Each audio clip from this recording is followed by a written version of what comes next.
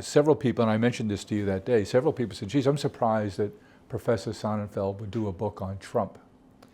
And my point to them was, having had the benefit of getting a sneak peek at your work, is that if you're going to be genuinely a scholar, you can't just examine the people you like. And you should be in a scholarly pursuit of knowledge about leadership from everyone you can, to really have the proper and breadth of knowledge and background and research on what really is leadership, and how does that influence your power to assert control. And I think that's exactly what you two have done here, and I think it's remarkable.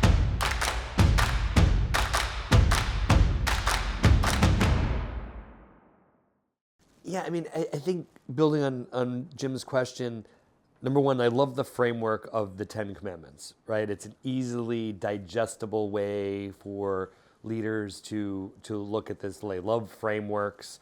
But I'd love to understand from both of you what prompted the idea that there were these 10 fundamental ideas that we could learn from. I mean, obviously it lends itself so nicely to a book, to an image of Trump holding, sort of the tablets. But what was that point where you said, wow, it's not just a leadership book on Trump, but there's actually 10 fundamental pillars that we could all learn from? Almost a half a century, in reality, a few too many decades as a leadership scholar. And I started to focus on the whole area of leadership at the top, not to flatter the bosses and the grandiosity or the prestige by being on the coattails of greatness such as Jim McCann, but rather to try to understand if people at the top get it right, all of society benefits enormously because of the leveraging effect. If they get it wrong, it's like that old Greek adage that the fish starts to rot from the head. Is bosses who have accomplished so much sometimes have the greatest learning needs. That they're very busy, so they're not that reflective. Again, and I don't mean to flatter Jim, but you are unusually reflective among the peers at our CEO summits. We catch people off guard.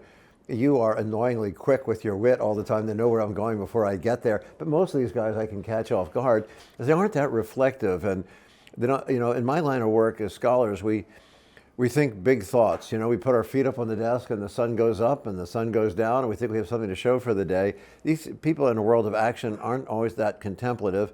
And I thought that we need to work on that. And people who have challenging information, bad news, or disconcerting facts, that often will get shot, that the courier of bad tidings, the messenger getting shot. And also the success is so daunting of many of these great titans of industry across sectors. As you figure out, who am I? Like Job to God, I'm just of dust and ashes to challenge the Almighty, and they're afraid to bring things up. So we create forums and publications and this research like this, which raises things that everybody else is not talking about, but we know that this critical constituency needs to know about. So virtually everybody who's come to our CEO summits, we've done about 160 of them now, and I know you're fresh back from Davos, and we actually started this before the World Economic Forum of Davos or Forbes, Fortune, Business Week, the New York Times, the Wall Street Journal, and I actually helped everybody to enter that space. And you'll think, well, that was a crazy move, and maybe it was, but I thought if I don't, they're determined to get into this space for make goods to advertisers and other reasons that people realizing the conference space is a growing field, they'll go and work with some leadership scholar that's better than I am. So this way, if they're stuck with me, I can divert them away from what we do. We are strictly non-commercial, non-profit by choice, and non-advocacy, non-political. We have people in the room who have all kinds of colliding ideologies, and our work reflects that. But we ourselves are just trying to be a neutral forum to surface everything, which means sometimes, like a book like this, that hopefully be celebrated by the great mainstream, but the people on the extremes will be mad. It's not the takedown of Trump per se, and again, it's not a celebration Bible of Trump. We took on the imagery of 10 Commandments, not to suggest that the President Trump is especially pious, or that these are golden rules that all should follow. In fact, there's some elements in here people should not follow, But if the critics want to understand Trump better, or the supporters, they need to know what he does. And I should say, out of fairness, so it doesn't seem like I am kind of stealing somebody else's thoughts, it was Jared Kushner, the President Trump's son-in-law, of course, who suggested the book to us, saying, look, you understand my father-in-law much better than most do. I've known President Trump for several decades. An original critic of the Apprentice TV show, and I went through many life stages with him on that. And he credits you with making it the success that it was. Yeah, well, but Jared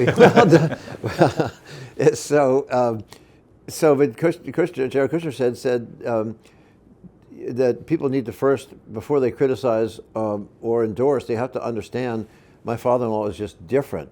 He's unorthodox as a leader, and that's what we went through, is to understand the principles, and that these are principles in the several decades that I've known Donald Trump, and in the research we have in here, which is dozens, over 50 insiders, family members, people close to Trump, people who worked with him for well before the presidency, and people who worked in both administrations, as well as people, CEOs and others who have to work with the administration, to work with the president we have, like him or not, and people who have been major supporters and major critics in the worlds of academia.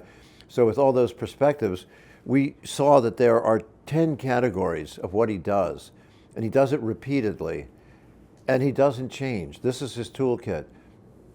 The philosopher Abraham Kaplan in the late 1960s wrote about the law of instrument, that in a shorthand, to a child, everything you see looks like a nail. But okay, hammers are useful sometimes, but sometimes you need a saw, sometimes you need a screwdriver or a wrench or something. And Donald Trump, this is his toolkit. He doesn't add or subtract from it, but he's nimble at changing across these tools. But they also have a huge amount of academic research behind these 10. And I don't mean to disparage him, and maybe it's a compliment to him, that he didn't learn this by reading the work of my scholarly colleagues going back decades.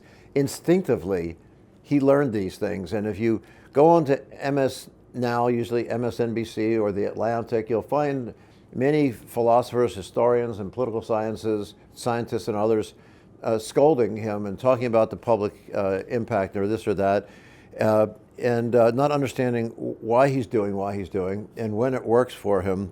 And that's what we went to take on, is let's just not repeat the kiss and tell stories of people who worked with him that became critics later, and things that, if you really want to understand how to work with this president, either what you want to challenge him, you want to support him, you have to understand what's he trying to do, and then you figure out the responses to that. And we've seen some lately that we can discuss. One of the things that I like about this book, Steven and Jeff, is that at the CEO Forum, you're educating CEOs, government agencies, leaders of all kinds. But now you're taking those lessons learned there and bringing it to all of us.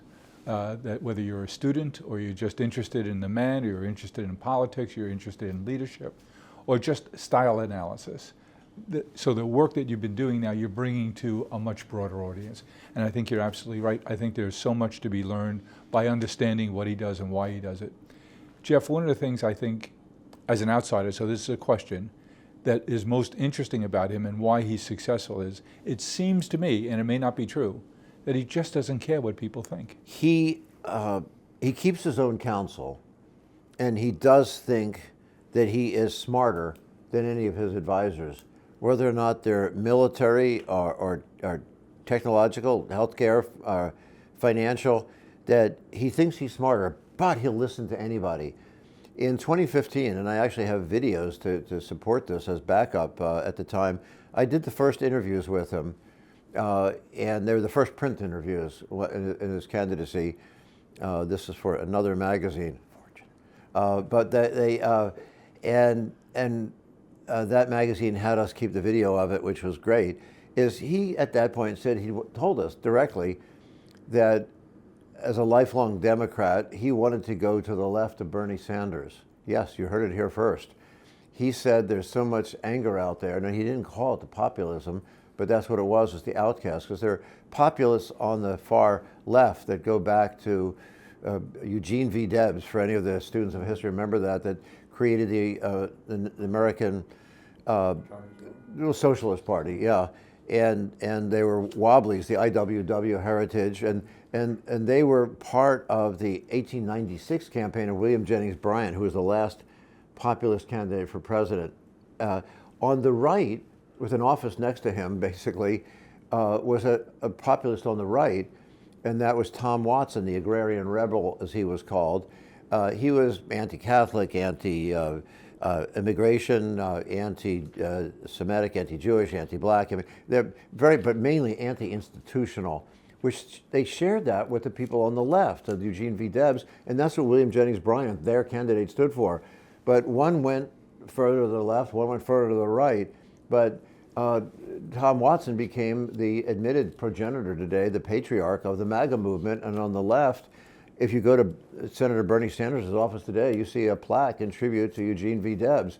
So these people are populists. The term progressive is completely wrongly used. Most of the CEOs that we know and work with are in fact, progressives. The progressives were always a group of half Democrat, half Republicans, right down the center, whether or not it was Teddy Roosevelt or the last progressive candidate for presidency was 1924, was a candidate from Illinois who was a Republican, and his running mate was a candidate from Montana, a Democrat, and they were pro-infrastructure, pro-immigration. You know, if you remember Hull House, Jane Addams, and all that, and the infrastructure with bridges and dams. And it was Robert La Follette was the Republican president for candidate last time for president. They called him Fighting Bob, but he was really big in dams and highways and in immigration. And same with his running mate, the Democrat, it was Burton, or they called him Bud Wheeler, from Montana. And that was an intentionally Democrat-Republican ticket. And they did okay, but actually the populists, a couple of years earlier, did even better. They had almost half. They had about 48% of the nation, which is amazing, but each wing only had like 20-some%. So they were fringe minority, but large fringe. But you put those two populist wings together, which is what Donald Trump has effectively done. He, of course, didn't go quite to the left of Bernie Sanders, but you look at his warm embrace of Mayor Mondami, suddenly it hits you right over the head. He is looking for outrage and outcasts as a group to excite, militate, or... Is that polar attraction? It's a polarity, and it's a way of serving those who are angry at the institutional world.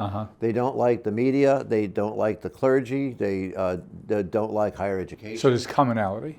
Yeah, commonality of feeling that they are on the outskirts, and I'm your guy to I don't know if you remember Howard Beale, the newscaster that was in network, right? I'm damn mad. I'm not going to take it anymore. It's tapping into that reservoir of anger. To some extent, the historian Richard Hofstadter warned of this 70 years ago, and taking a look at the anti-intellectual tradition in American history, where we love science and we love advancements in different fields, but we also don't love the fact that there seem to be financial and public health elites that are preaching at us, and there's a sense of resentment of the sanctimonious nature of experts. So CBS News relaunched their evening news a week ago by saying, we're not going to bring experts on the show at all. Now, it seemed like, well, then who's going to give us the cutting edge information? But still, they're tapping into that, and that's their effort.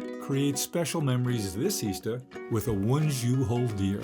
Find sweet ways to celebrate, like sharing baskets full of tasty treats. No matter what, time together is the best gift of all. You know, you mentioned that we have a common friend in Jamie Dimon. You mentioned Davos, the World Economic Forum. And I saw over the weekend a clip of him being interviewed by a lady, I think she was from The Economist. Yeah. And she was talking about the work of the WEF over these 50 years of trying to improve the world. He goes, well, if that was your goal, I think there's a great deal of evidence that you failed. You haven't made much of a difference at all. And that's speaking truth to power. And I think it makes the point that you did, which is that we've seen the polarity of populism, but there is common ground there in feeling like you're an outsider and that the press is against you and that academia is against you, and there's a kinship. And government bureaucracy is crushing you and not serving you because it's self-serving. And there are elements of truth in these critiques. But it doesn't mean that going to ivermectin or hydroxychloroquine or other bromides that are proven to have zero impact on viruses, that you shouldn't use those as your answer, let alone disinfectants to put in your bloodstream just because somebody randomly suggests that knowledge does matter, and you're not going to cure yourself, but with some of those fake cures. So you mentioned sort of one of the tactics, right? Sort of looking at the fringes and citing this to get behind him. I'm assuming a lot of the commandments kind of run against your traditional, what you've taught in leadership. So this is not a playbook. This isn't, hey, leaders, this is the way to succeed. These are the 10 things you should do. Which of the commandments do you see, hey, this is things that I have taught for decades to leaders, and which run, completely contrary? And is this just a unique mixture that Trump has put together to make him, to get him to where he is? Which of those do you say, hey, I've been trying to teach leaders this? Because they seem to run against integrity and trust building and consensus. It's just like you guys, just like these foundational questions you're asking. Josh, nobody's ever asked us that. And in both your questions tie together, by the way, is when Trump was still trying to redefine himself, I brought some left of center political scientists and economists to meet with Trump at Trump Tower. And despite what many of my colleagues would think, he was all ears. He does care what other people, doesn't mean he's going to buy it because they're an expert. He's curious to say what they have to say. For example, maybe to his peril, I don't know if he realizes it, but one of the people I brought was a political scientist that was explaining how gerrymandering works. And he walked out of the office thinking, oh, great, he's really excited. He wants to get rid of gerrymandering. Well, I'm not so sure that was the interpretation of Donald Trump, but he wanted to know what, he didn't know about it. And when people say... Was that scholar from Harvard, perhaps? This one happened to have been, unfortunately, from Yale. And I told him, by the way, you're going to walk away charmed by the end. And he said, there's just no way. And he said, well, you were charmed, I said, admit. And all right, he was kind of fun. And is if you watch a lot of the critics, and I probably shouldn't name the TV outlets and magazines that will constantly say how stupid he is. He's not stupid. Now, many people who know politics, geography, and medicine, science, and things would consider he's unschooled despite his Wharton background. But he is ignorant on a lot of things that we should know. Was it a slip of the tongue that he meant Greenland when he said Iceland, and any of us can do that? But sort of repeatedly getting certain things wrong, but he is smart, so he would listen to the experts when I bring them through. As he's watching public opinion issues turning against him on various fronts, he responds to it. He cares what people think. There's the nuance to that. He definitely understands the public sentiment better than anybody. He's into the public zeitgeist, the psyche of especially American thought, better, I think, than any entertainment person, any media person, any public relations, marketing person, consumer goods person. He has an incredible grasp of that. So what does he do that's really counter, given that violates what we've been teaching forever in schools? I have colleagues, I'll say Harvard colleagues, since you wanted me to bash the Harvard colleagues, Roger Fisher and Bill Urey, a great political scientist and anthropologist that were at Yale that I used to teach with. They wrote a wonderful book called Getting to Yes. It's Principles of Negotiation. Sure. It is a Bible. That's a Bible for people in the negotiation field. Another colleague, Barry Nailbuff, has written brilliantly as an economist on fairness in deal making to come up with negotiated solutions. Throughout a lot of these works, a lot of the messages is how do you build up trust? Like building a fire. I'm an old Eagle Boy Scout. Is you get some tinder, really light, sticks, basically straw, and then and then kindling, and then some little branches, and then you put on a little bit of a heavier log, but you don't throw it on that big green heavy log until the fire is ablaze, so you have that trust blazing. And that's not what Trump does. He takes that log right away and whacks you in the nose with it.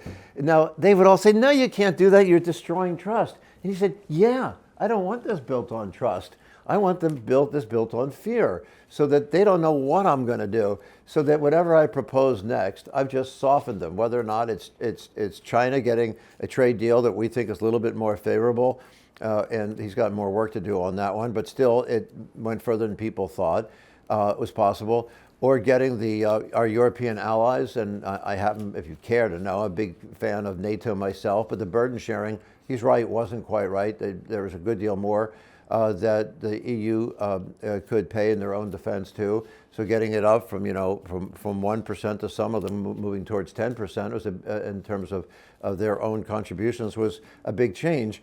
Plus, it seems to me that his point of view is not only should they pay their fair share, but the whole alliance is stronger if they do. They invest in a stake in it.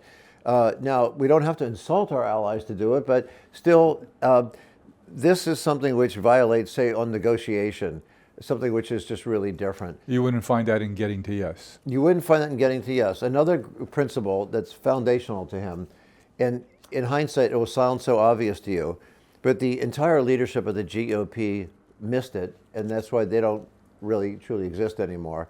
The NAFTA parties didn't quite understand it, and the USMCA, which got renegotiated, and then Trump withdrew that when he returned to office, they didn't understand it. Canada and Mexico, he played them off against each other. And the CEOs, and I've got the emails which I'll show you after the camera's off, and the CEOs of the largest aerospace companies worked against one another over chocolate cake, literally at Mar-a-Lago. Highly sensitive security issues of the largest pharmaceutical companies set up against each other, basically every field, the largest automakers set up against each other.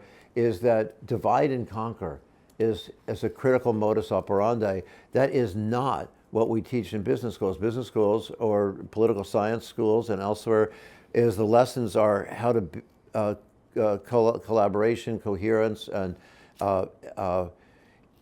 they're right, but they need to figure out how to do that in response to Trump. But in fact, Trump is so effective at divide and conquer that it's rare that we see what we see in today's headlines, which we weren't sure of just 2 days ago, and certainly a year ago. And that is Trump has accidentally unified Europe more than Charlemagne did, but as an adverse reaction to him, it's not what he intended. But we weren't sure if Europe was going to figure it out, since the GOP didn't figure it out, and sometimes the Democrats haven't figured it out, is when they break down, and corporate America has had it at times and loses it at times, is when Trump goes after Coca-Cola and goes after Bank of America or JP Morgan, as we talked about with Jamie Dimon, Brian Moynihan, Bank of America, or Harley Davidson or Delta Airlines, or Walmart. Now, these are pillars of the American economy, our greatest global icons. And when they get attacked, then everybody else gets scared. But if they hang together, as Benjamin Franklin reminds us, they don't hang separately. But what could be more iconic than, say, Harley Davidson? Their very mascot is the American logo, is the bald eagle, and yet they had to close a plant in Kansas City in response to Trump's trade sanctions. The Europeans' reciprocal trade sanctions made it impossible to sell Harley bikes, which at that time were 100% made in the United States, not just North America, made in the United States. But they wouldn't take them, so he had to open up a plant in Thailand for the bikes to made there. And all bikes made in the U.S., sold in the U.S. are made in the U.S. But for the Europeans, he had to make them elsewhere and shut one down in Kansas City. Trump took that as a personal affront, and told his followers not to buy Harleys. Well, the Harley readership and ridership leans a little MAGA. His workforce, ironically, leans the other way. And this CEO just tries to tries to navigate his company right down the center of the road. He doesn't want to, and what does he do now? So Trump told him not to buy Harleys. Well, the competition is virtually, it's German, it's largely Southeast Asian, it's largely Korean, Japanese, and that's where the business went. Harley's only 3%, the global market, and the stock plummeted, and the CEO got fired. So that's a cautionary tale. But in that case, does that CEO, I guess, has to weigh the loss of business versus the lower margins by manufacturing here, right? So if they kept it here, maybe they're making a little less money, but they maintain market share because Trump doesn't come at them. It would maintain U.S. market share, but they would have lost 100% of their European market share because the Europeans, they couldn't get the product in there because the trade barriers were so onerous. They would have been selling it at a loss. One of the great things about this book is getting all of those lessons, packaging them into 200 very readable, tight pages, and bringing that into the public where everyone has access to those same lessons. You don't have to be sitting in a Yale classroom to be able to learn the lessons that Jeff Sonnenfeld has to teach. You don't have to be in a Yale classroom to have the same ability to impact events. And we hope that by packaging all of these lessons into these short, readable 272 pages, that all of the lessons that we've been learning from Jeff's classes, from things we've done, such as helping activate the Russian business exits, as well as Jeff's lifetime of studying leadership and watching examples of good leadership and bad leadership, we're packaging all of those lessons into 272 tight pages so that we're bringing all of those lessons into everyone's homes, and so that no matter who you are, no matter where you come from, and no matter what you're trying to do, you're able to take these lessons and you're able to apply them, and you're able to have access to the world of opportunities and the world of impact and the world of knowledge. You hear it nonstop at the Yale CEO summits. It's all about the different leadership styles, and not one have I heard say the best thing is to reside all power in the CEO's hands. Well, let's unpack that then. Josh, why don't you take us to the first chapter, and let's just skim across the 10 chapter headings. Yeah, and I want to get back to the idea of applying, right? Because I think this, as we talked about, these 10 probably, if not used properly, could also be dangerous. But yeah, I think I would love to go through the 10 chapters, the 10 commandments themselves, kind of and understand very quickly, why it's so important, and if we have even a lesson from each. So, starting with the hub and spokes model. Centralizing all power in your own hands. I think hub and spoke is interesting.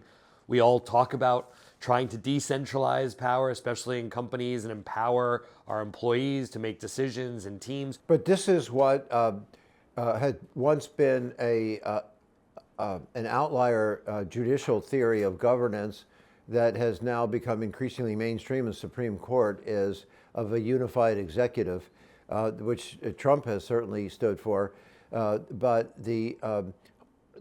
also that fits with that is this notion of bureaucracy that has become so vilified because we have such crushing dead weight of bureaucratic bloat in all institutions, including government. But this takes that on, is that you have the contrast to that was what the founder of Airbnb called the founder mindset, and that the trouble with that is you have like a tribal loyalty to a single individual that does create a risk of a certain cult-like worship, and the leader doesn't always get it right. But also you have risk of corruption and capriciousness, of reckless, impulsive decision-making, and there's no check and balance. But does that suggest that different styles at different times and different circumstances, you can't have just one style of leadership and that's the style that works? Yes, you can't. It's good to have the kind of the founder mindset, because founders aren't up until a point in time rational. Right? They believe against the odds that they're going to succeed, and a rational organization looks at the odds and says it's not going to work. Well, we wouldn't have so many of our great enterprises today if we obviously wouldn't have had Tesla, wouldn't have had FedEx. Uber, yeah. Uber would not exist if you didn't have a maniacally focused founder, CEO in the beginning. And Freud talked about this, that civilization is advanced through its discontents, that the people who don't think like the rest of us change the world, sometimes for the good, sometimes for the bad, but they change the world, and that it was critical. Bureaucracies don't change the world, but the great sociologist and first sociologist and philosopher Max Weber over a century ago talked about the theory. It's a book called On Bureaucracy. I was in grammar school with him. You remember old Max Yes. down the street? Yeah, He was a couple of years older. But yeah, is that the great thing is it's supposed to be a theory of justice, it's visibility, there's transparency, and in terms of how decisions are made, and there is some control. The whole notion of checks and balances of the political theorists have talked about is that the hub and spoke model, it's good for many tribal organizations, but it's also bad for others, especially large enterprise. So there are many risks with it, and there's a certain interim tentative style to this, so that people aren't given formal jobs, formal authority. It's all beholden to, with a filial piety, back to the Grand Master. So as we have seen,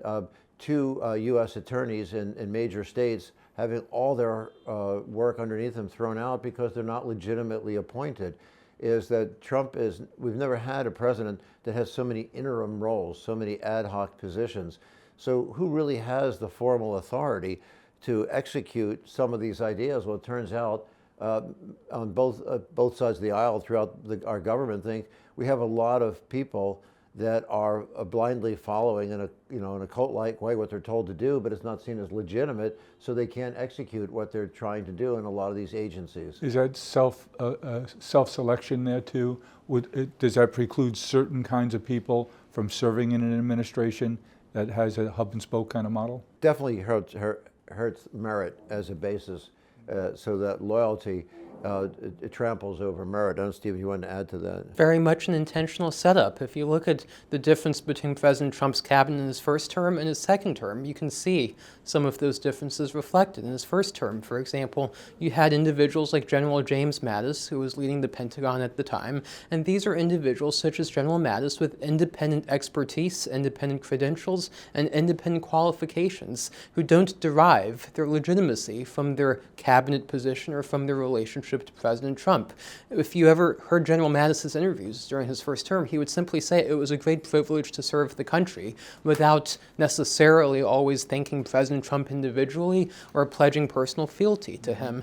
But in that system, where power is centralized in the heads of a very strong leader who has that founder mode mentality, that independent legitimacy does not fit in that system. And that's why, at the end of the day, General Mattis fell out with President Trump during his first term, and that's why you're seeing a very different set of dynamics in the second term, because that independent expertise, independent qualifications, independent credibility, and legitimacy is a threat to the primacy of a very strong founder at the top of a very founder-led hierarchical system. And we saw that in the attorneys general of Trump 1.0, where a very loyal Trump supporter and respected legislator, Senator Jeff Sessions, who left the Senate to become attorney general by giving his independent, objective advice, he got fired and his career's ruined.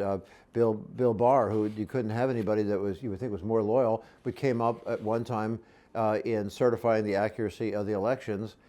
Suddenly he became a non-person to Trump, Bill Barr, but on so many fronts he'd been so loyal, but using his legal mind and his legal expertise and understanding 65 court rulings, he tried to explain that to the president. He lost his standing. Joe Dunford, who was chairman of the Joint Chiefs of Staff, perhaps one of the most knowledgeable people on warfare and global strategy in the history of the United States, was taken off of the National Security Council. You don't want to know the National Security Council? So just between us, I said to Jared Kushner, who's been a good friend, said, you've got to get Joe Dunford back on there. And he said, but I can't get around. He named the person who was a barrier to that, Steve Bannon. So he asked Joe Dunford to jump on a plane with him as they were flying off to Iraq.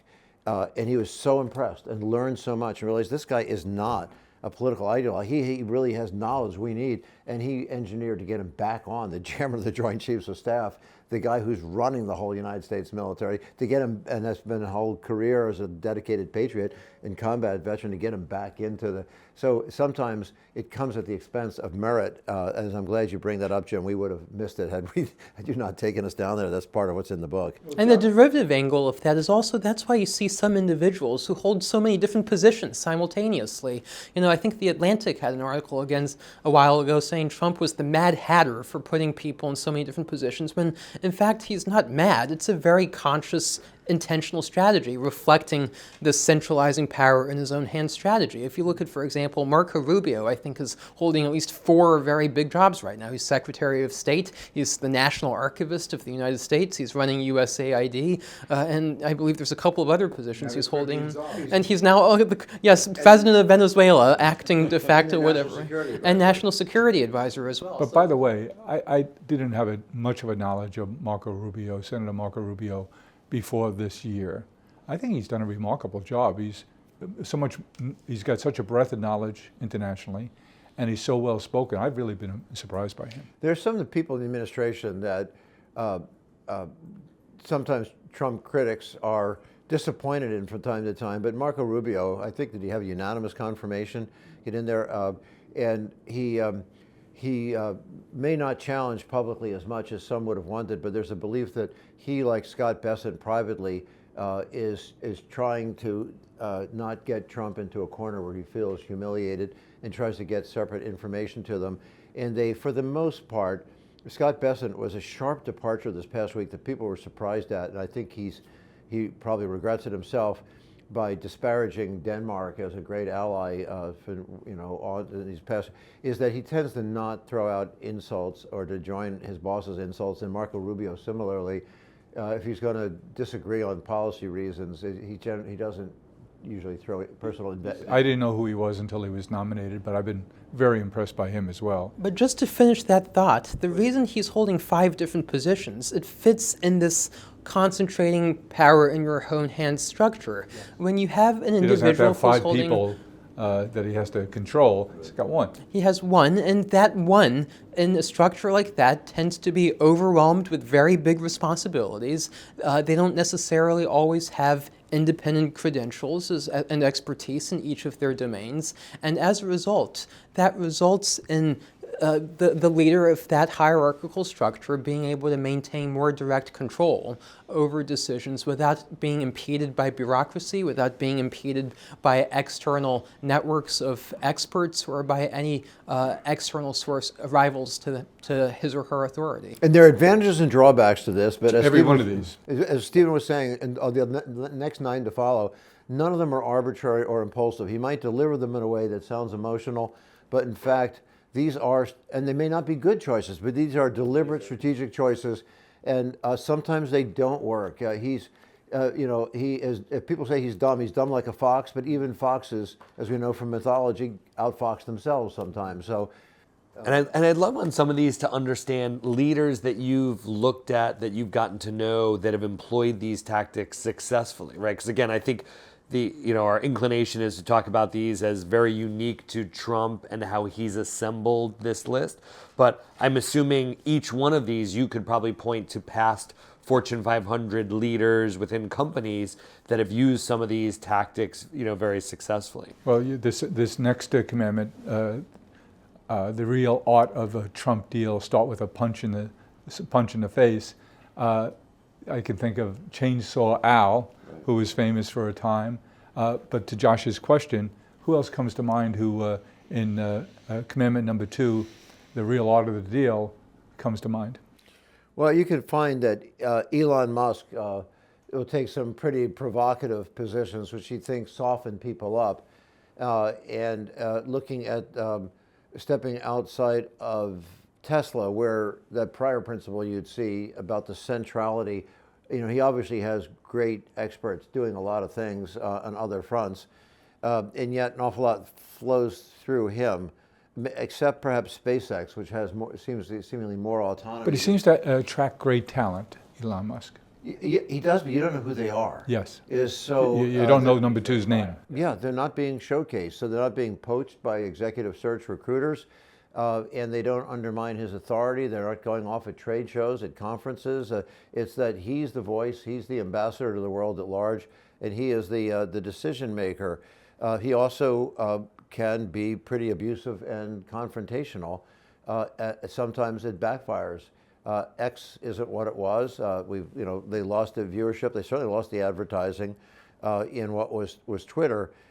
You take a look at the Doge experience. There certainly was waste in government, but the things he went after with a lot of violation of privacy of IRS records to merge them with voting records and things are really coming back to hurt trust in what the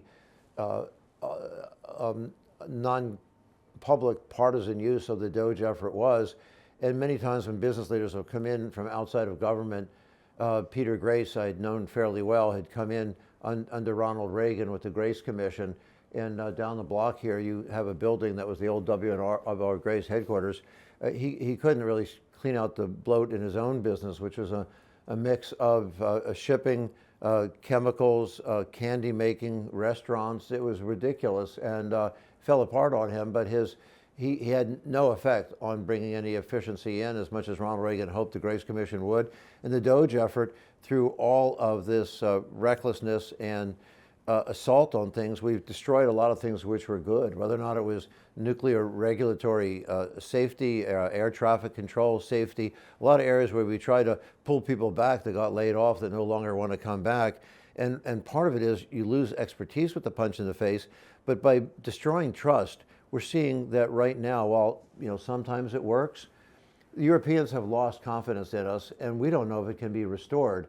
As you just saw in Davos, or you just see in today's headlines, just today, literally, the EU is forging effective ties with India and China that leave us on the sidelines. And we can scream and yell, we can complain about it, but those are much larger markets. The EU is a market about the size of the United States, and Canada and the EU together are a third of the world or more right there. We're locking ourselves out by destroying trust if they decide that we're an unreliable partner. So being unpredictable maybe has some advantages. Being unreliable, it doesn't have advantages. And so the cost of trust with the punch in the face is coming back to hurt us. And that's another one of these examples where the fox is outfoxing himself. Yeah, the third, I think we did touch on a little, the divide and conquer, building walls, not bridges. But anything there,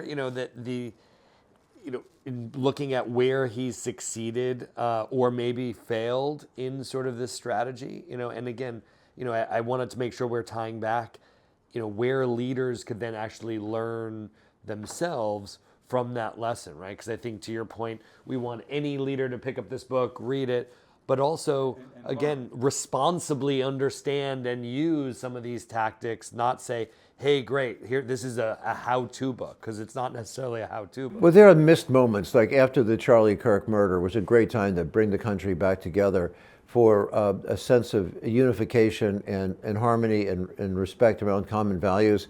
And instead, he used that moment to say, I hate my enemies. And I know, and he pointed to Charlie Kirk's widow, she wants me to give a different statement, and that's what Charlie Kirk stood for, but that's not what I stand for. I hate my adversaries. I hate my enemies. I don't care if they're American or not. That's the kind of thing which is a missed moment. Never in our history, in 250 years, have we had somebody that wants to somehow benefit by dividing us. Well, it brings us to the fourth commandment, which is how Trump makes money, the art of the deal, or perhaps the art of the steal. What did you mean by that? Well, it's a heads I win, tails you lose. He never wants to be seen as not having gotten the better end of the deal. Stephen, any examples come to mind? If you look at the structure of how every Trump business deal has been set up throughout his entire career, he retains virtually all of the upside and he passes off most of the downside. And, in terms of what lessons there are for that to be applied to, I mean, you take a look at how President Trump has consistently applied that pattern across virtually all of his business transactions as well as his approach to politics too. It's been a very consistent pattern. And if I can just return to a couple of the previous commandments too, if you look at divide and conquer, this has been a tried and true Trump tactic time and time again. You look at how he plays, as Jeff said, Canada and Mexico off of each other. He plays different CEOs in the same industry off of each other. He plays France versus Germany off of each other. This is his default because he understands in the face of collective resistance or collective action, he's unable to impose his will and accomplish his goals. But when he's dealing with a fractured opposition, when he's able to pick people off one by one, that provides him with the opportunity to be able to impose his will and to be able to deal with each different counterparty one at a time without dealing with collective opposition. And in terms of what the lessons are for leaders from that, depending on whether you support or you oppose President Trump, you can see when that's successfully happened and when that's failed. For example, you look at some of the recent examples where universities have stood up to President Trump on divide and conquer. You saw that instead of Trump being able to pick off universities one at a time, when he tried to attack each individual university, you saw 700 U.S. university leaders coming to the defense. We helped catalyze that, and it was in defiance of their own trustees in many cases that had rules against that, creating policies of institutional neutrality, don't say anything. They said, no, this is attacking the core values of the university, and we think these schools who are attacked, that we're the next in line. This is bad for all of higher education. Higher education is our most successful and most competitive sector in a global marketplace and the quality of life, and there's not a single technological invention that doesn't have right now at its core the university world, and we need to defend it. And when they got together, what happened in mid-April? Those edicts stopped. It's because they had unified. We just saw this recently in Minnesota, in Minneapolis, the business community, 60 CEOs came together from Cargill, Target, and others, and that the president listened to that and undercut his own Homeland Security operation, made some personnel changes and a change in tone, and instead of trading insults with the governor of the state, Governor Walz, Tim Walz, he reached out and said, let's work this out, because that's what the CEO community said to do. In a unified voice, he listened to that, which is good for him. He listened, and we don't know how far he's going to pivot, but it's certainly a change in tone and staffing already, and hopefully there'll be more changes. But that's when people realize that they've been divided. So you have to, learning the lessons of this book, if you apply it, it can have a big impact. So it's not just these are leadership styles. You can pick and choose which fits you, the circumstance, your personality at all, but it's also how to learn how to deal with people who are deploying or employing. Yes, that's exactly right. As the Business Roundtable sat on their hands, the National Association of Manufacturers in April said, well, we can't sit idly by. These tariffs, these reciprocal tariffs on 80 nations, where we're charging these burdensome tariffs on people living in Antarctica, which is mainly penguins, because they aren't buying enough from us, or whatever it is. In Vietnam, we are buying more from them than they can possibly buy from us, and that's not a bad thing. Is that they had stopped that already, and they stopped it. The Liberation Day was a nightmare, and the business community helped reverse what was the biggest drop in the stock market post-COVID. And they turned it around by Trump listening to say, no, get rid of Peter Navarro's crazy across-the-board tariff scheme. But you want to hit a few more of these. And to Jim's point, in terms of how you respond to a leader like this, we're cognizant that, for many, they obviously read this book because they're aspiring leaders or they're current leaders looking to refine their own leadership. But leaders have to deal with other leaders. Leaders have to deal with other leaders, and there's many aspiring leaders who might not be in a position of leadership yet, perhaps students or young professionals who are reading this book who perhaps are dealing with bosses or leaders or partners who perhaps deploy many of these same strategies. And how you react to that, how you respond to it, is a big part of this book and why you'd want to read this book. Steven, I wonder, when you two were doing this work, I wonder what your point of view would be about how different President Trump 2.0 is if he had not had 4 years off, 4 years interrupted by the Biden presidency. I suspect he's a very different leader now, having learned the lessons of the first administration, where he did have some frustrations in who he chose to lead different areas. then having 4 years off to campaign again, to re-circle the wagons. How different a leader is he now in the second 4-year term than if he'd had them consecutively? Well, you're getting to see from these 10 commandments that you're getting a much more unfiltered, unconstrained, raw, and transparent version of Trump at his very core. For example, take commandment number 1, centralizing all power himself. In his first term, he was largely unable to do that because, number 1, he didn't have a long history in politics. As a result, he didn't have many political staff that he knew and trusted. You look at the turnover in his first term, many of those staffers were opportunists who didn't have any history with him, who very much essentially latched on to his campaign and who he quickly fell out with because there was no alignment of interests there. And the 10 Commandments, it's a much more visible version of it. You're getting these 10 commandments raw and unfiltered, and you see it so much more in a transparent, unconstrained Well, way. I think your comment about how different he was, even as regards to these commandments in the first term versus the current term, is really interesting. Which is why it seems you were compelled to do this now.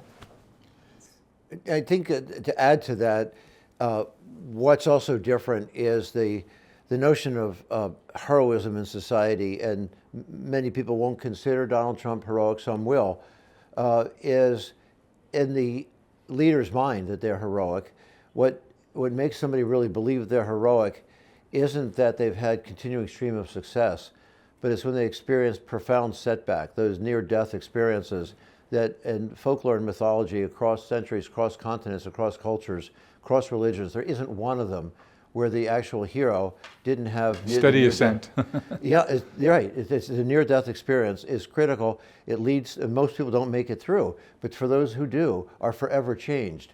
Now, some of them are really angry, as Trump is on a mission, so he's way angrier. There's a playfulness in Trump 1.0 that's not there now.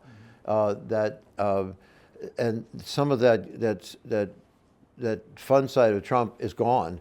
And he's wounded from that electoral failure because he can't stand failure in his framework. But secondly, I think there's a notion in his immortality and the frightening near shooting in County, Pennsylvania, in July of 2024 fueled that further, where I can't be stopped. So that when people ask him, what is your limit, as he was asked by Fox News recently, on your global power, he said, I'm nothing. I'm limited only by my own mind. Can you imagine anyone else responding like he did to being shot and to nearly being killed when he stood up and started chanting with his fist in the air? Yeah, again, I think it's a very unique leader in how he responds to a lot of these different things. And I think I love to the idea of there's a method to the madness. There's a unique style that he has, but it's very calculated where many think it's chaotic. And I think in this case, it's, his response to many things, I think we all puts us into shock. But sounds like, Jeff, a lot of it is much more planned than we probably.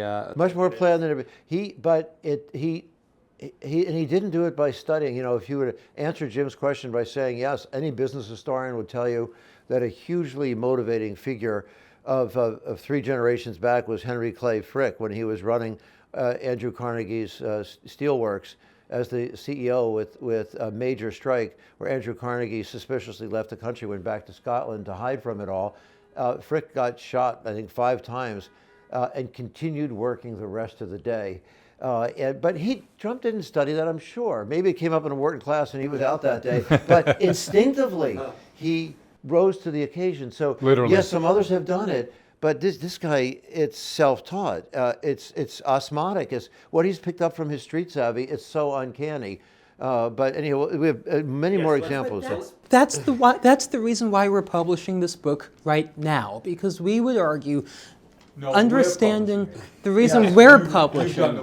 We are so thrilled to be publishing with you. This is the best book publisher in the world, by the way. But it's not a coincidence that the timing for publishing this is right now, because if you study conventional political science or economics, it doesn't provide you the lens through which President Trump sees the world, and it doesn't provide you with any understanding of why he's doing the things he's doing right now. Understanding his strategic roadmap, understanding his psychology, and understanding how he sees the world is a definitive guidebook to this current moment in time. At least time. 3 more years of his presidency. At least. But before Josh gets us to the fifth commandment, so my perception of who this book is for has changed as a result of this dialogue. Not only is it for people who aspire to be leaders, to understand how different leaders deploy different styles, different options, like you've done. It's also for people who need to work with them, and we all do for the next 3 years at least. And then there's the people who need to work for other leaders who demonstrate these use of some subset of these 10 commandments. So the people who should be reading and benefiting from your really in-depth study here is multifaceted. Make this spring one to remember. Have friends over for a Sunday brunch or celebrate special occasions like birthdays and baby showers with delicious food and gourmet gifts. Yeah. And you know, again, we'll get to that the lessons we learn in places like business school are not the only ways to get things done, right? Some of these ideas do run counter to what we learn, and entrepreneurs and certain leaders do take risks and do operate outside the box. So I think what we should do is do a rapid fire. We want to go through the last 5 chapters, and I think really hit on, I love for our audience, you know, what is that one key soundbite, that one key takeaway from that, you know, when you were thinking about each of the last 5 commandments? Trump behind closed doors, one-on-one, the fluidity of friends, foils, and foes. Trump can make friends with anybody on the planet, whether or not it's the president of North Korea threatening us with a nuclear attack, or whether or not it is Mayor Mondami of the opposite party and representing an extreme wing of the opposite party to what he would be representing, is he can have a warm embrace, a great joke. When Brad Karp of Paul Weiss was in the Oval Office for 3 hours as he's being shaken down by Donald Trump, they got together and Trump told them how much he liked them. They were laughing and joking about different things, and they came to Which terms. takes you back to his call to Governor Walz. Exactly. He's attacking him, insulting him one day, and not even 24 hours later, let's figure out how to work this out. Or the aforementioned Marco Rubio, little Marco, I want you to be Secretary of State. You know, a guy who called him, his vice president, he called him America's Hitler.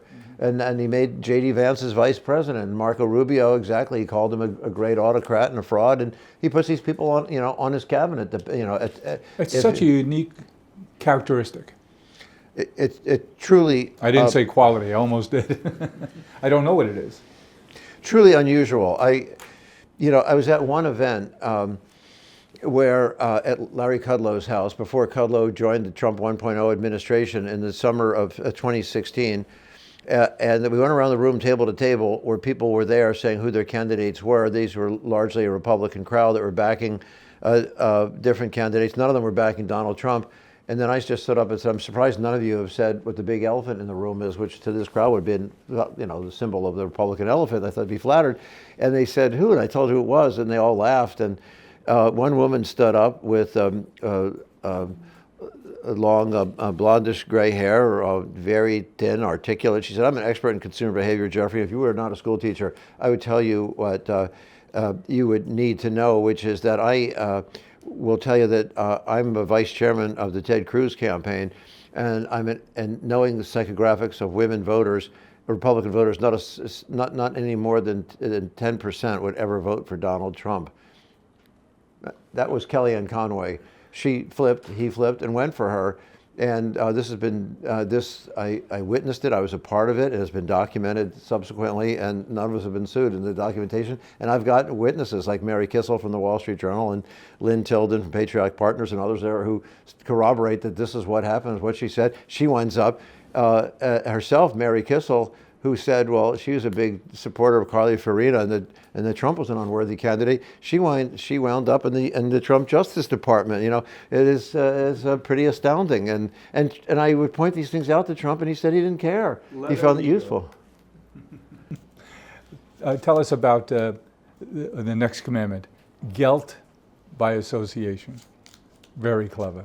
Trump's world of winners and losers. His definition of who's a winner and who's a loser is different than anyone else's definition of who's a winner and who's a loser. You look at the people that Trump chooses to surround himself with and the people who Trump drops. It's not what anyone else would necessarily define to be a winner or a loser. Rather, he views it entirely through a transactional prism of what can this person do for me? What can this person bring me? And even people who are disgraced, who are shunned by polite society, if they still retain some constituency that Trump believes can help him, that Trump believes can be useful to him, he will happily rehabilitate them and he will happily go where few others are willing to go and bring that person into their fold. Versus you have people who've stayed loyal to him, who've done nothing to necessarily cross him, and who yet get dropped like a hot potato because they simply bring no constituency or relevance. Take, for example, Alaska Governor Sarah Palin, who was one of the most enthusiastic endorsers in 2016. She has been a hugely enthusiastic supporter of President Trump, and yet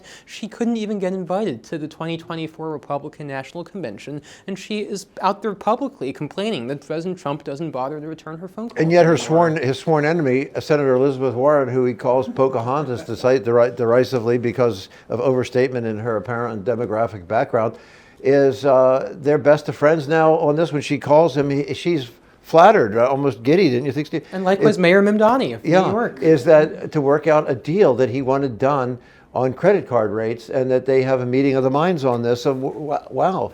So, no, it's true. And he never wants to see he's coming out the loser in any of these deals. And if you want to... He'll work with How about anyone. Marjorie Taylor Greene? Yeah, Who would have thought that she'd be dropped? But you remember the genesis of that. She wanted to run for Senate in Georgia, and Trump thought that she just had no chance of winning, more or less. And that was the start of a long-running...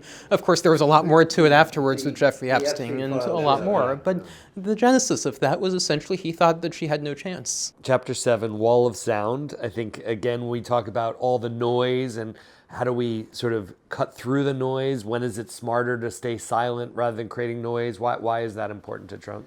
Well, if there's bad news out there, such as on the domestic front, that he's underwater in all the national surveys on his critical priorities, even surprisingly immigration, where he has so much that on border crossings that he could have championed as a great success, because of the recklessness and the partisan attacks of these ICE raids in blue cities and the awful deaths of these peaceful protesters and things, is that he wants to get the focus off of that. So that's where we see things like Venezuela, or renaming the Kennedy Center, or all kinds of glittering things. The idea of the Venezuela invasion, they call it a wag the tail scenario. It's a distraction where a small part of the animal winds up having a bigger effect on the larger entity, and that's sort of the Venezuela operation. But there are endless examples where people get distracted by these what were seen as sidebar issues, and he's very effective at it. So the news cycle completely cleansed all the issues on affordability, on healthcare, and look at the New Year weekend, where Maduro is snatched. This would have been a story under other administrations that went on for months. It was a 3-day story because Greenland came up. Right. It's like there's nothing happening so urgent on the global agenda that we had to wrestle Greenland to the ground at that moment. But he made it so. And the entirety of the press, no matter how much they criticize, they follow him eagerly. He creates great drama. As much as he hates CNN, CNN made him by giving him an open mic in the campaign of Trump 1.0 back in 2016. It wasn't the business community. Ever since the founding of the Republican Party with Abraham Lincoln, overwhelmingly the American business community has given vocal and financial support to the Republican candidate. But the business community, whether or not it was Ronald Reagan or of course Abraham Lincoln or Calvin Coolidge or the Bushes or the failed candidates like Mitt Romney, John McCain. The business community was there with them. It hit a wall in 2016. The top 100 business leaders, it fell to zero. Not a single one of the top 100 business leaders. And in 2020, there were just 2. And in 2024, again, there were 0 until this near horrific event in Butler County where Elon Musk parachuted in, and then there was 1. I mean, that's what a change that is. However, conditions change. So they rally around out of self-interest and national interest. It was appropriate for business leaders to want whoever's now made the president to be as successful as they can. So in January of 2025, when they came to his support, it was there was some self-interest, but in many cases it was a national calling to help make him successful. And to your point, Jim, I mean, look at the first month of 2026. Not only was Venezuela just a few days of a story because it was drowned out by Greenland, look at how many other stories Trump has single-handedly created. Everything from the will he, won't he of Iran, to attacking credit card companies, to attacking defense companies, to suing Jamie Dimon. No more stock buybacks. No more stock buybacks and defense companies. Now home builders too, possibly. Will he, won't he of that? And to, of course, now what's happening in no more Minneapolis. single-family No more single-family home ownership of poor invitation homes and poor Blackstone. I mean, all of the new healthcare plan and all these are a concept of a framework of a plan where there's no there, but it changes the national discourse, and it's so effective. 100% of the media follows it, so the slate is wiped clean from all these other issues that he didn't want to talk about. And it's 100% the commandment about the wall of sound. It's 100% conscious. It's 100% effective because it makes him seem bigger than life. It makes him impossible to counter because you seem too parochial. He's already moved. He's not there issue. Anymore. Exactly. But the downside of this, because is that with Phil Spector's wall of sound, you basically had a huge multitude of instruments all playing the same melody in lots of different ways, but you got what the throbbing message was. Here, it creates such a backlash of noise that whatever messages he wants to get out, you only hear the successes, lead note yes, of the moment. It all gets lost in the echo. I just want to mention Ronnie Spector, Phil's departed wife, was one of my first customers at 1-800-Flowers. Just saying. Is that right? She was She indeed. just passed away last year. Yeah. Connecticut resident. Yeah. Is Darlene Love is a good friend of mine, and they, of course, were good friends. What a wonderful woman. Yeah. Number 8, rewriting history through the sleeper effect. Sleeper effect is not to, it's dangerous to draw parallels to World War II and the Third Reich and all that kind of stuff, but people did want to understand the great propagandist that Joseph Goebbels was. And at Yale, they had a school that was a little controversial, but it was the world's leading school in mass communications. I think it doesn't exist anymore because it was they said things that you're not supposed to say, that for a very sophisticated constituency, you tell them both sides of the story, but carefully implant 2 or 3 flaws in one side so that an informed audience sees that. So, well, I've considered both sides, and you didn't realize you were driven to only one side, and then that keeps getting pounded. To a less sophisticated group, all you do is tell them one side and keep pounding, and people say, well, that's not true. Haitians don't eating their neighbors' pets or whatever it is. Still, a third of the population starts to believe it over time because the message is lost. I mean, the source is lost, and the message just lingers that, okay, maybe it's okay to inject. Source amnesia. Yeah, it's source amnesia, exactly. So this is what this is, and it was called the sleeper effect. And but Trump didn't have to study this at Yale or elsewhere. He's figured it out in the course of his career. Don't admit mistake. Just keep driving it. And even though, you can top it. Yeah, even though the court decisions and all the cases made about the Trump actually knew he had lost the election, and many of his sources under oath, and many of his advisors under oath testified that he knew that, he's still publicly taking the message that the election was rigged. And he's unrelenting on that, and some people then start to believe it because of that impassioned insistence on false information again and again. And there's a certain discipline to it there's a very, very strong discipline to it. A lot of Trump's critics make the mistake of watching his speeches, which tend to be very long with a lot of digressions, and they think, oh, it's so chaotic, the weave, as Trump calls it. And his critics say, oh, he's losing it, or oh, he's just not gifted as a communicator. All of that is wrong, because there's a certain discipline of his messaging. He is willing to stay relentlessly on message, and yes, he's going to digress, and yes, there's going to be a weave, but at the end of the day, he stays relentlessly on his message, regardless of what the underlying facts are. And what are the core elements of his message that he stays on? You alluded to it in the very beginning.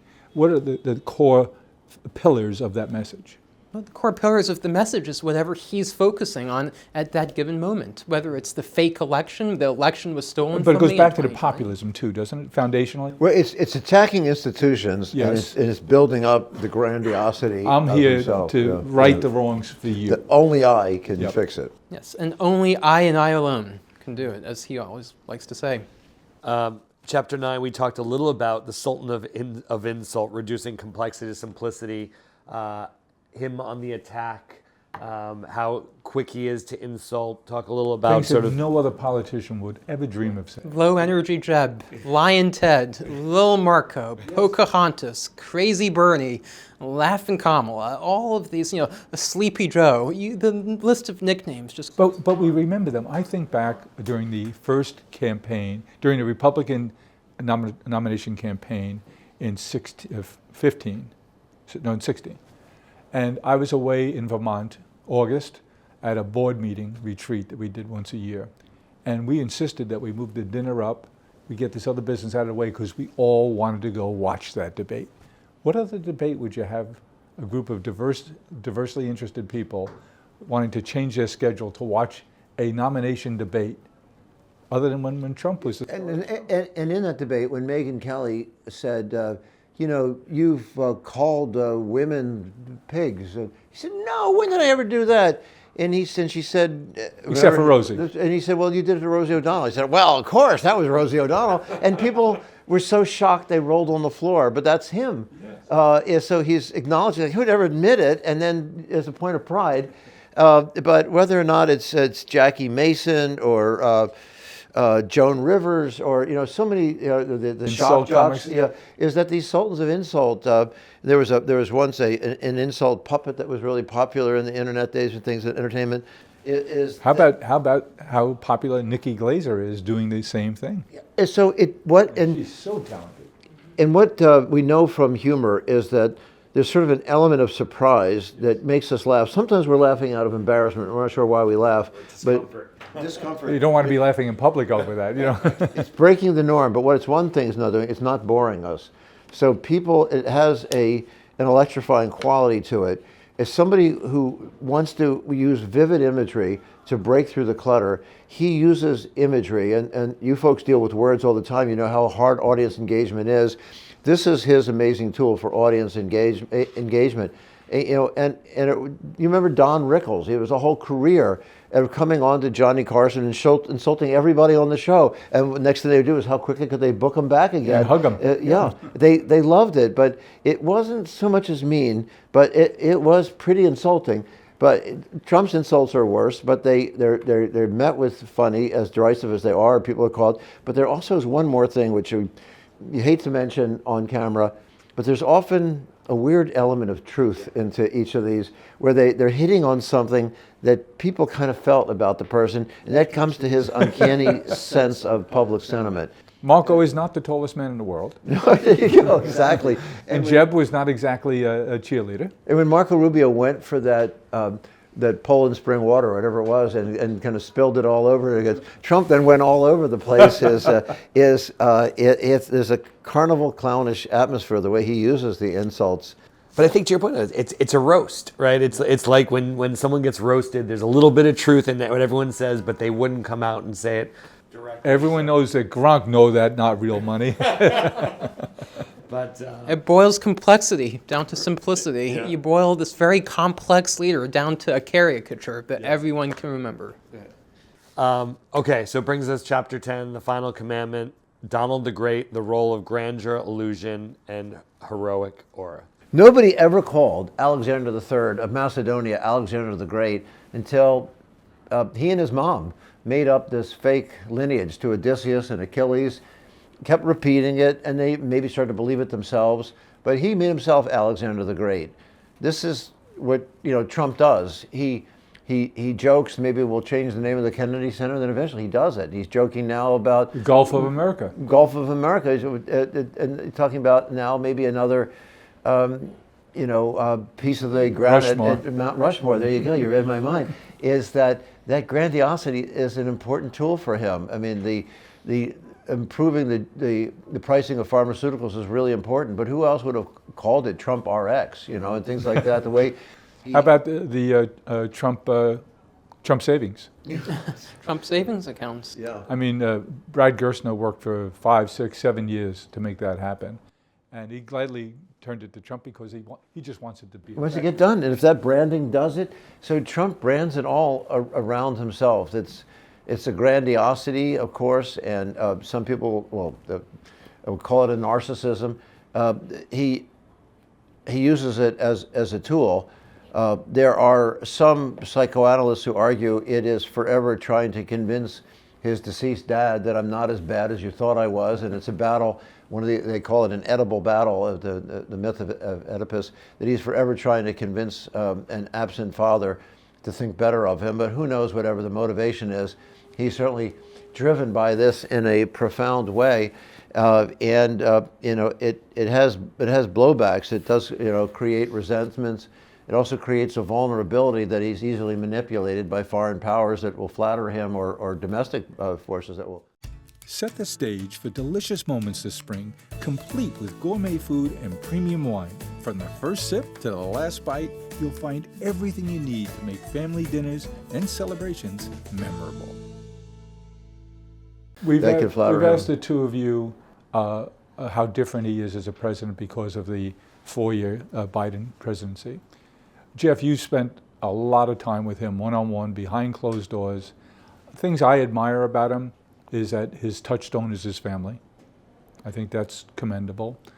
What else do you admire about him, having known him so long, and how is he different today, not just in the presidential hiatus, but from the time you knew him and you spent time with him in 2015, fast forward What a I hope decade in later? 2015 is then, like now, despite what some of his supporters believe and all of his critics believe, he's not an ideologue. He is interested in self-gain, but the philosophy behind it doesn't much matter. He is not a conservative economic practitioner or theorist. Milton Friedman, Ayn Rand, Frederick Hayek, Adam Smith, they'd all be rolling over in their graves seeing this ever branded as conservative economics. Conservative economics was let the market determine things, laissez-faire, hands off, which that means leave it alone, laissez-faire. This is highly interventionist, and it's not facetious to say this is way more Maoist than any mainstream Democratic politician has out there. This is More Maoist. It's Maoist. It's state capitalism is what this is. When you demand that Intel give you 10% of their ownership stake. By the way, their stock's more than doubled since. Yeah, right. It has, but on what rights do they have to do this? Because they're seeing that all their competitors have the U.S. government as a competitor. You know whose stock is not performing like that? The people who are not Intel. So take a look. If you were Qualcomm and you have 65% of your business with China, or maybe even more, and you're competing against NVIDIA and AMD, who now all have these large stakes in their own, 10 to 25% of their China revenue has to go back as Trump's demand to the government. Your number one competitor is the United States government. Well, that really hurts the competitors of Intel, but it helps Intel. But at what cost to our economy? Does it mean we become a state-run economy? So Intel, U.S. Steel, making these demands to seize it or to determine what you're allowed to charge customers. That's pretty bad to come up with these decrees or stock buybacks, which Trump was very much in favor of. Then he flips the other way. He doesn't want the stock buybacks. Is that for free market, we have to have the sectors be a little bit more separate than this. But Trump violates all those principles. It is not laissez-faire. It's not hands-off. Is the Adam Smith, the great philosopher behind conservative economics, used to talk about the invisible hand of the market making choices. That wasn't an iron fist in making the decisions. It was the invisible hand. Trump, it's the iron fist of an autocrat determining what companies should and shouldn't do, and that's pretty scary to most CEOs. Steven, doing this work, I know you work night and day on it. I know you've enjoyed it. What have you learned about leadership? It's been a fascinating deep dive into what works and what doesn't work, but even more importantly, the multiplicity of choices that all of us individually have to make, whether we're leaders, whether we're aspiring leaders, whether we're individuals who have to deal with leaders we like or we don't like. It's how do we think about those choices we make, and how do we have the contextual awareness and understanding to know what works and what doesn't. And this is why I believe this book is a must-read for everyone, because in 272 pages, you get so much insights into leadership and the choices facing leaders, aspiring leaders, and anyone who has to even deal with leadership choices. You have me working on that already. I'm universally. saying these are the people I want to gift this book to. And my list has been growing since we sat down. Start with my kids, but now a couple of my older grandkids, I want them to read this too, because there's so many life lessons. It's life lessons. That's what this book's really about. It's much more than just Trump. It's much more than just the 10 Commandments.